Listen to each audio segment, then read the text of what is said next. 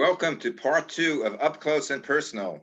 And this time I'm interviewing Phil Margo, original member of the Tokens, and his sister, Maxine, who is the number one of the fan club. Hi guys, how you doing? Okay, good afternoon. Happy New Year's Eve. Right. Happy day before New Year's Eve. Right. Well, New I'll Year's be Eve, happy when it's my favorite holiday. You know what that is, Phil, Groundhog Day. right. And you're the star because everyone, has to know if Phil saw his shadow. Wait, let me show you. Uh, Phil is Oh. stepping out of camera view. Okay. It's all right. He's going to show us. This is my everyday cup. That's right. I got you that cup. I Right. drink from it every day. I think of you every day with my tea. There you go. Because there's no one greater than Phil. I start my day with Memesy. That's right. You know, That's the best Memesy way. is a nickname. I don't know if you know that. Yep. Well, I know that because you called it. You never told me how it got Well, that way. Because Mom called you Maximima, right? Is that where it came from? Well, no, Mitch called me Massimina. Oh, okay. And More or less. because of our neighbors who were from Spain, Angelina and our neighbors there, Hernandez. the Hernandez, they called me Massimina too. But Mitch probably got it from them. I'm going to take my glasses. No, I can't see if I take them off. What do you Can you have to see see? There's now? nothing to see. So We all know your background with the Tokens, or I know it, and we talked about it last show. Now I understand you did a lot more than just a singer. But I want to find out, no one in your family was in the show business, were they? Outside of you? You were the first to crack the showbiz? yeah, I guess well that's Was that Percy Faith? Percy Faith was a cousin, a long distance cousin. I Right. mean, he was from Canada. He came in from my grandmother and her family were Fight, F-E-I-T. Mhm. If you know Fight Electrics, you buy Fight light bulbs. That he's a cousin of mine, Oh, related but the Fights came in to the U.S. and they also went to Canada. And Percy Faith was part of the Canadian Right. subset of the Fights. So Right. yes, and it's funny because we never met him until I came out to California when we had the Lion Sleeps Tonight, because then I was meetable from you him. were meetable? Yeah, I was meetable, which before that, when we wrote to him, he never really replied. And I met his son too, who was a gentleman. He died terribly young, but he was also a manager. But anyway, but for the immediate family, yes, I guess I was the first. My brother and I, actually me first, because I was the first professional musician in the family, I guess. Um, um, when I started the band, everybody knows the whole story of how I got Right. Yeah. into boys chorus, and I didn't want to be, but I did. And when I heard the music, it was thrilling to me. And then we entertained at the sock hop, Mitch and I, and eventually I got to work in the Catskills, and Mhm. and all of that led to me becoming getting in. I was a professional when I did Sweet 16s and little family dinners with my little band in late 1958. So yes, I was the first. The first. 1958 was my official entrance where I was making money as an artist. Yeah. Now, who are some of the great? Do you have like any stories of the different groups that you guys worked with, or Uh, I have stories. I have stories of it yeah, sure. I Well, mean, They produced a lot of groups, right? aside from the ones we produce, we came around in the early '60s, and we did record hops with all these people. The Fifth Dimension, whoever's having hits at that time, we knew. As a matter of fact, one day I cast. Oh God, Billy Davis and how could I forget her name? She was so pretty. One of the girl was in it'll come to me in a movie that I produced, just because I remembered her from way back when What movie did you produce? well, I produced movies for television with Which Gary. ones? And anyone that I'd be familiar with? Well, I don't know. Actually, there's one movie that I produced that is on Amazon. It's called The Goddess of Love, and it was starring Vanna White. Ah, That was for NBC, and it was. This is just we're not doing going chronological. You look great, Maxine. I love it. You're making me smile. The Bears. We're not going chronological. This was when I came out to California. I was always interested in. One of my favorite movies ever was One Touch of Venus with Ava Gardner, Ava Gardner and Robert Walker. Robert Walker. Yeah. And she was extreme beauty to me. She was like just exquisite to me. I mean, especially in that movie. She as a matter of fact, it's funny, maybe I'm wrong here, but when I think of Ava Gardner, I also think of Gal Gadot, who plays Wonder Woman. Mm-hmm. Yeah.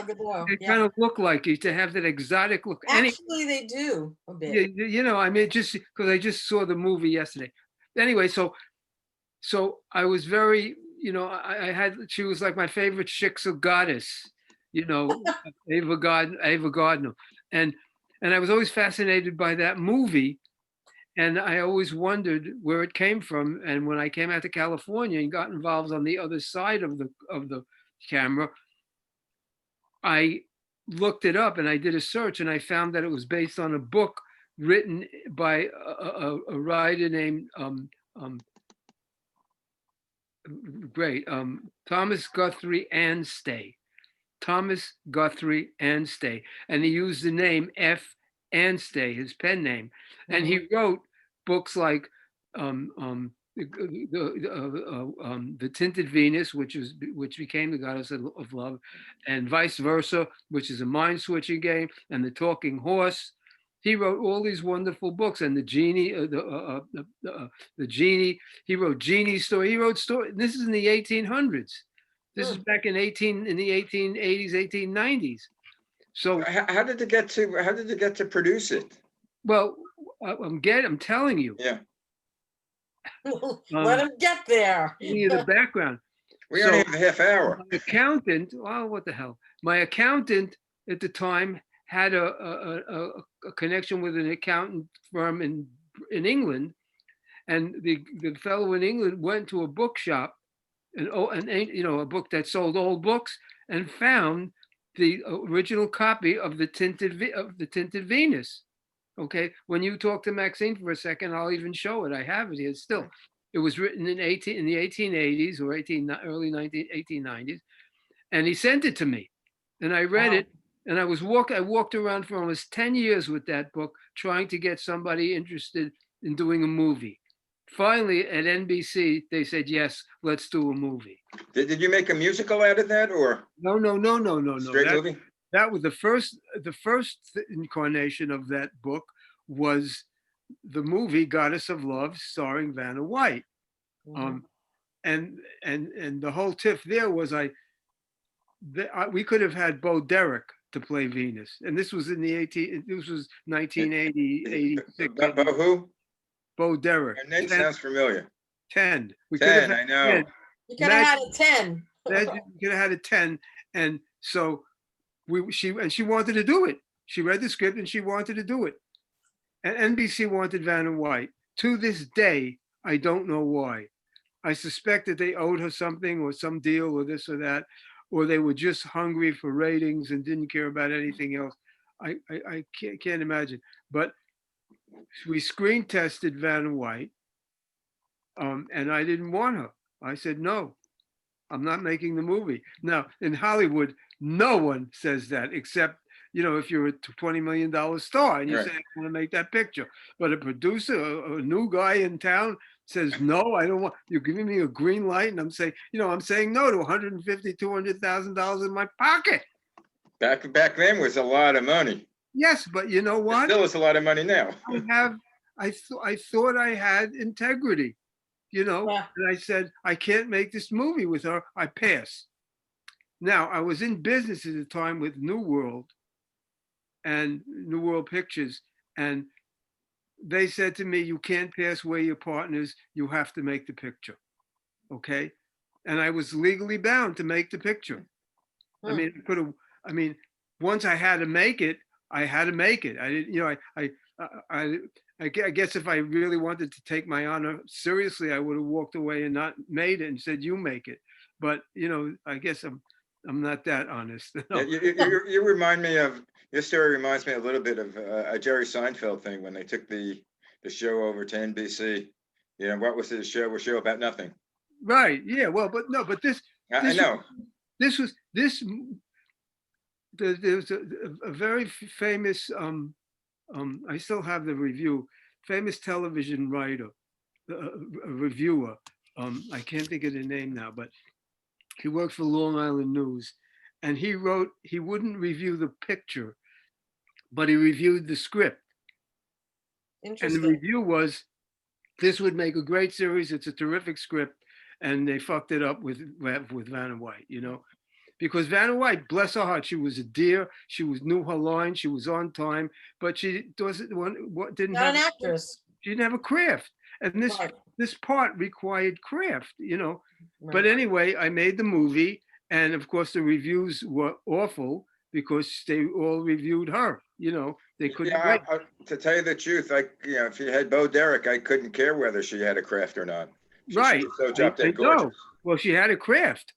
But the fact she could act, I mean, we're not asking her to do Academy Award material. We're asking her to play a role, 10. Yeah. She could play 10, and Venus is a 10, Yeah. perfect. So did you ever get it after that? Did you ever get another show or produce another film? Uh, well, yeah, I was Well, involved you, with that, but well, you that, did Gary Coleman, you did Robert, you did. no, but that was before.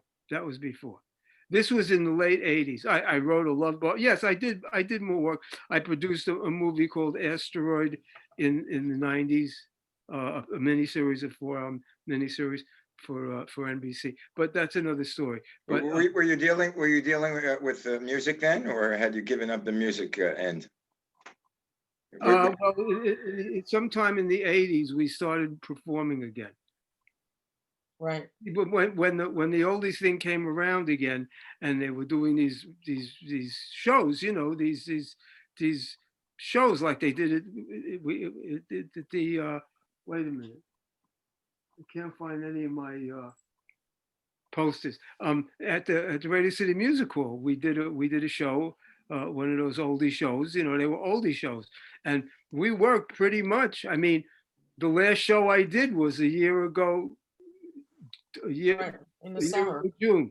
I worked in June 2018 in Beverly Hills. And then we had gigs, but then they got canceled because of the pandemic. So we haven't worked. So, and I still get residuals and royalties from all the things I did, that I had to do with, so I'm very much, in show business in a way, but not so much now because of the pandemic. Yeah, no one is. And Max told me something that you used to work with Ben Vereen or manage him or. No, Well, Robert Guillaume. Robert Guillaume, same. Yes, Robert Guillaume. Two separate, different people. but let's not. Why don't you talk to Maxine about her show and her adventures with all the wonderful people that she got to meet, and she got to interview, meet Hillary Clinton, and your whole. Go ahead. I don't want to. This ain't my. I talked enough. No, this is up close and personal with Phil Margo, but we could get to Maxine, make it a fit. And Maxine. Well, Right. no, you're the personal. I'm adding the personal stories. Yeah, but you have your own personal stories.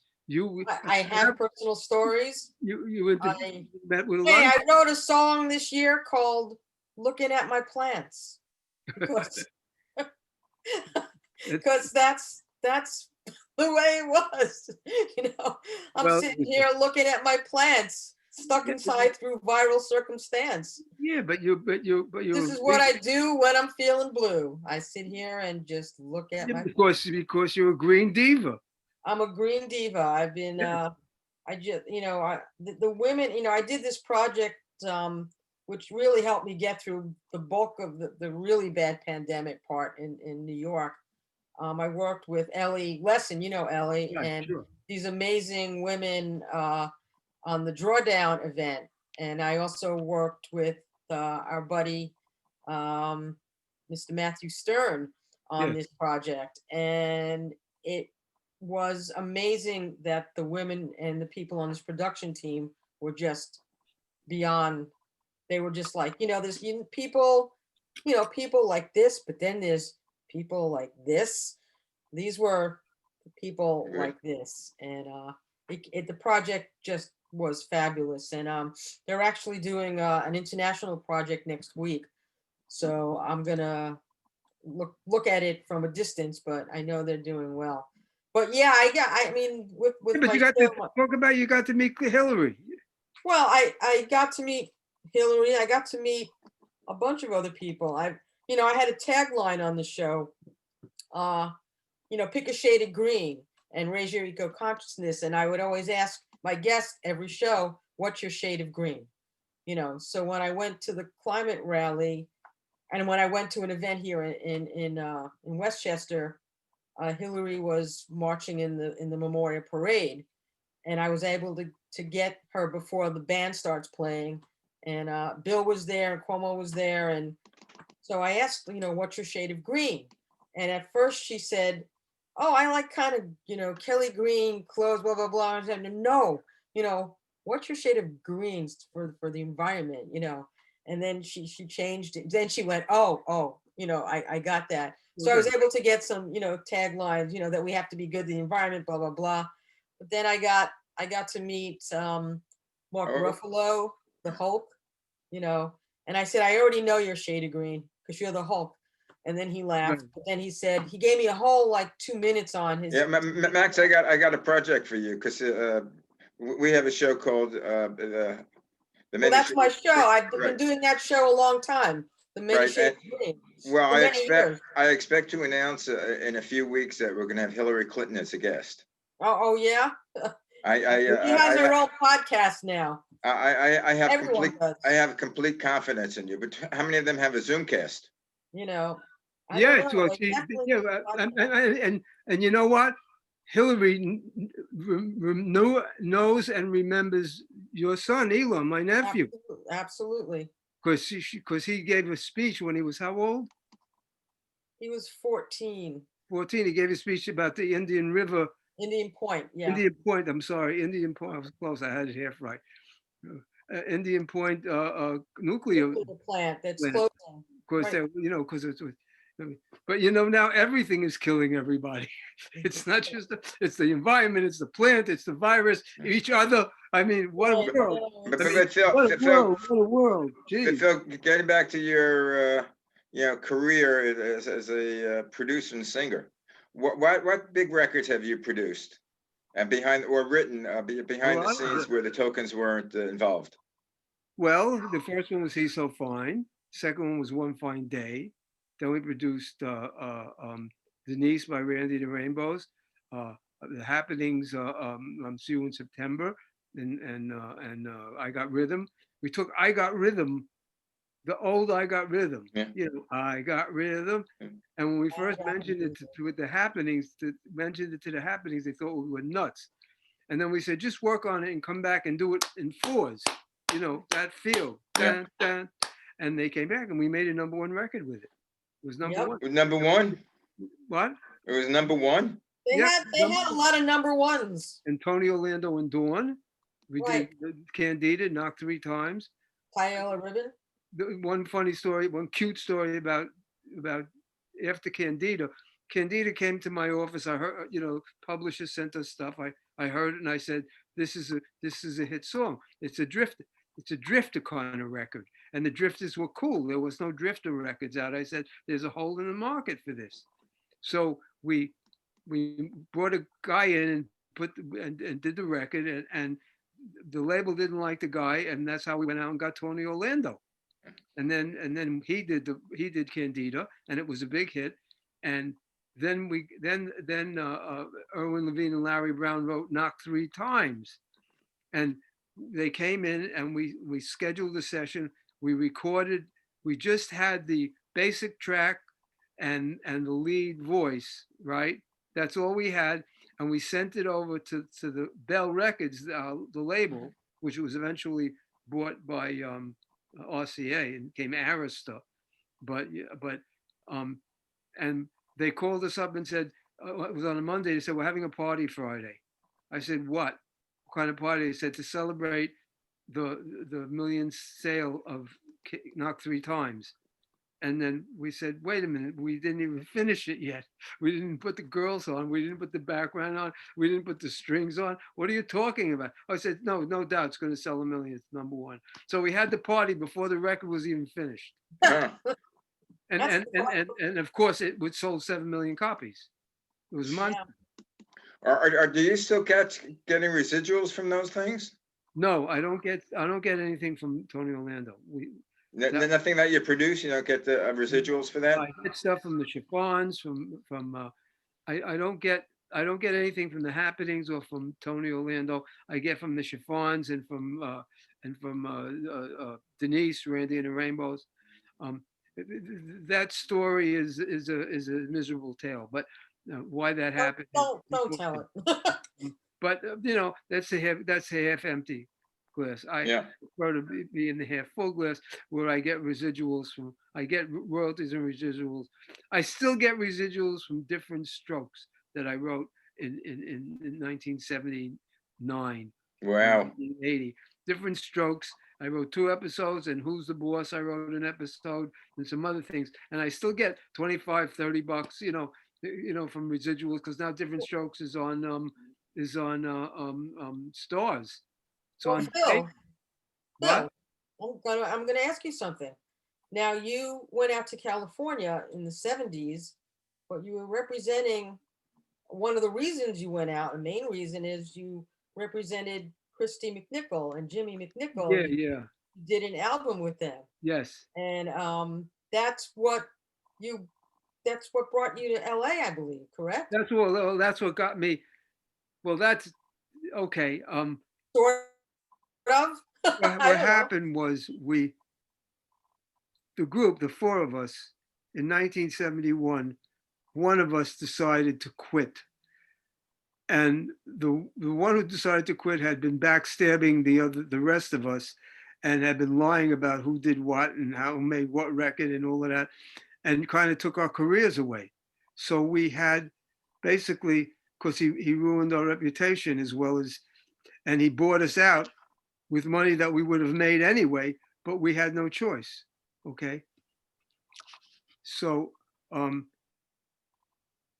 then we worked with Don Kirshner for a couple of years, and at the end of that, when that was ended, somebody came to me with the idea of doing a skateboard album.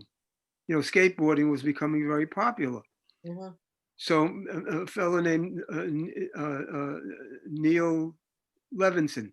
Now Neil had written Denise, and also he wrote a couple of hits also for I'll think of it. Anyway, he had a couple of other hits, but anyway, he's brought up this idea to do a skateboard album. So we wrote a bunch of songs. We put a group together. We called them Sneakers and Lace, and it was a nice album too. And Syndicast, which is a television syndicating company, was interested in doing a skateboard show, a show about skateboarding, because it was becoming popular. And we had this album, and they said we should find a host. So my wife is on the phone with her friend. We lived in Suffern at the time. And her friend's daughter, Julie, heard that we were looking for a host, and she said, get Christy McNichol.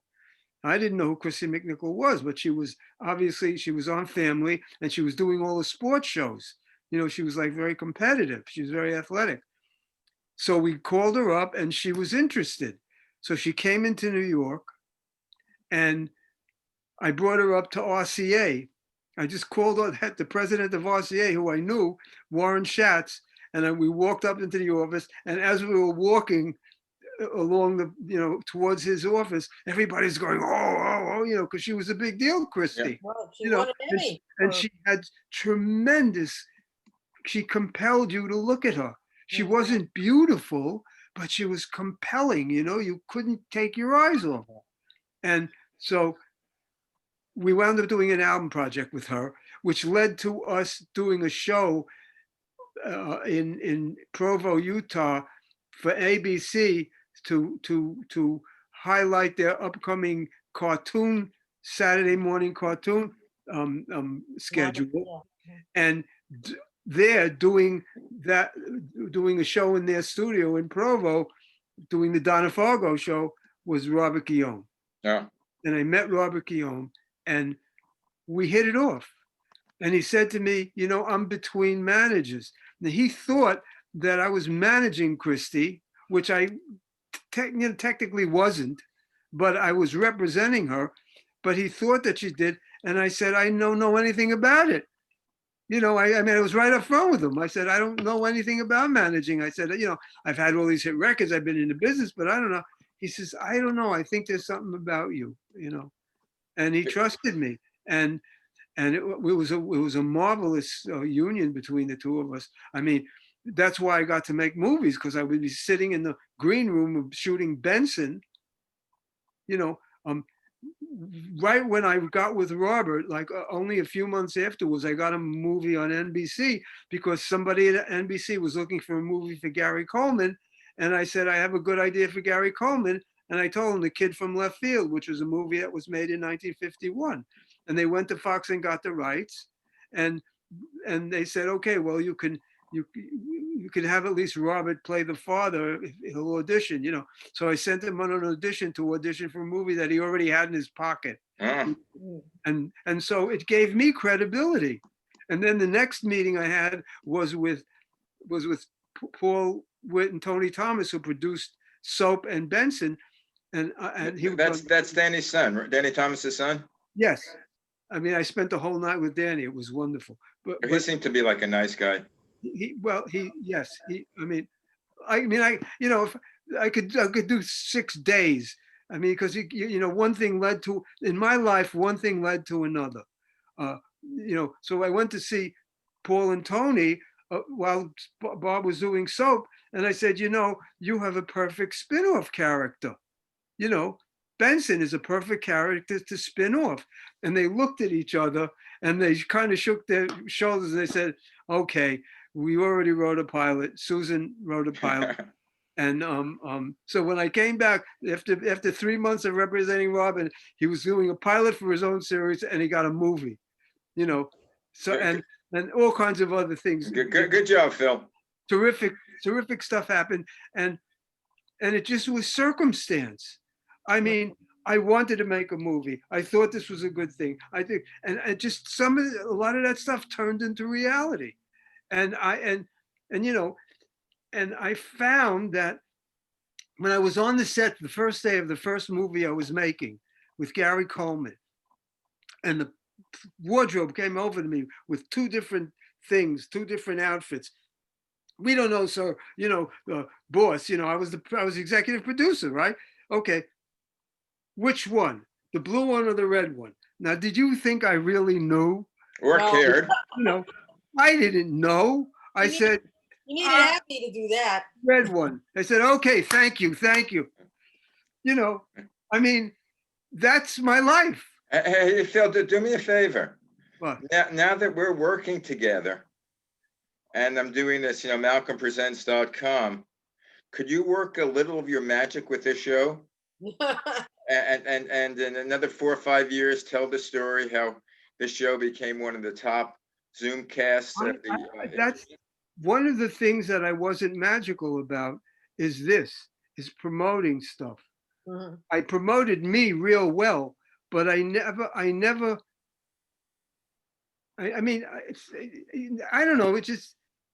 It's funny because the fellow who's representing my publishing company, John Rosner, asked me I was telling him about what I'm doing with these podcasts. He says, "Tell me, give me the information. Tell me who, so he can, so maybe I can do something." Yeah, just being around you, people become successful. Well, I don't know. I don't know about that. I think I think his cat became very, successful. I don't know about that. I can't take myself seriously. That's my problem. Well, you don't have to take yourself seriously. Take the show seriously, because as people would know, we do a show together. Phil Margo, The Lion Roars Tonight versus The Lion Sleeps. This is The Lion Roars because Phil is, if you don't know it or you can't guess, is very opinionated. And Actually, I like to. I consider myself observant.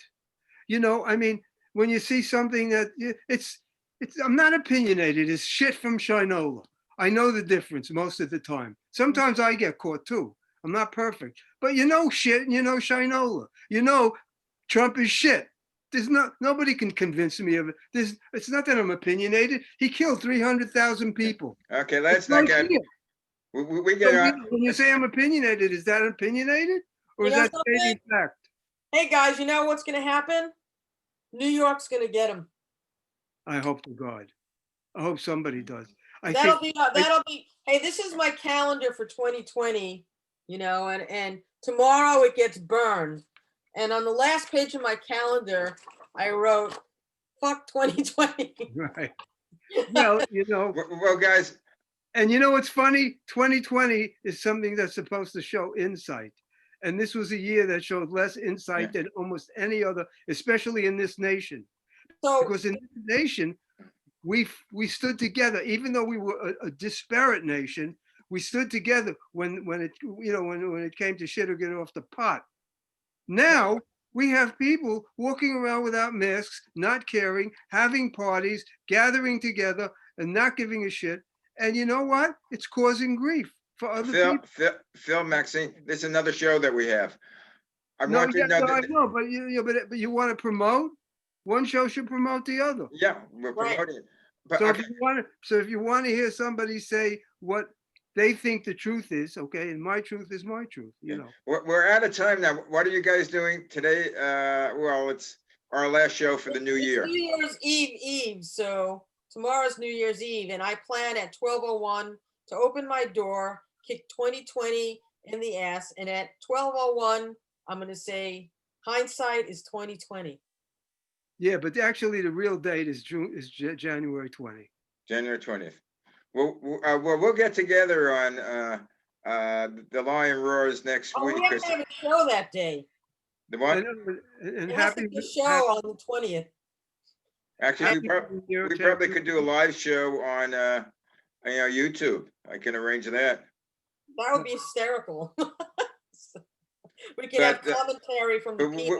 Phil, we're going to get together next week on The Lion Roars, because that should be a very interesting week, both Tuesday and Wednesday. June 5th is the election, and June 6th is going to be Congress's final. The Republican traitors, traitors, are going to try to again destroy democracy. I don't know how people could say it's okay to destroy democracy. Do you? They're not going to destroy it, Phil. So no, but they talk about try all they want, but it's not going to promote it. Phil, I'm promoting my other show. If you try to kill someone and fail, you still go to jail for attempted murder. No, not if you're friends with the president, because then he'll give you a pardon. Right. Well, anyway, guys, it's time to say goodbye. And sorry we don't have enough to talk about to fill a half hour. Are you kidding? You can fill 2 hours with this group. We're about 40 minutes. All right. Okay, well, into the show. Love you all. Happy New Year. Happy New Year, everybody. Wave goodbye. Until next year. Everybody happy, healthy. I'll talk to you tomorrow. All right. Bye.